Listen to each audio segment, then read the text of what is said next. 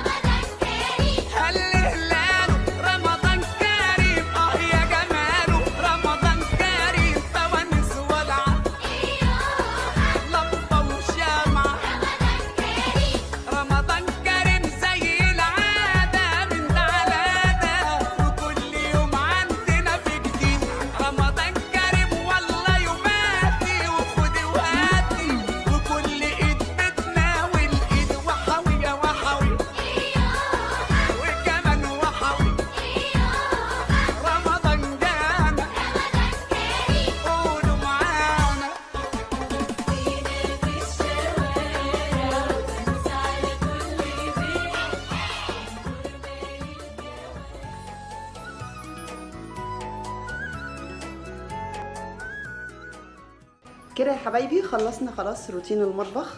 ده المطبخ بعد ما خلص.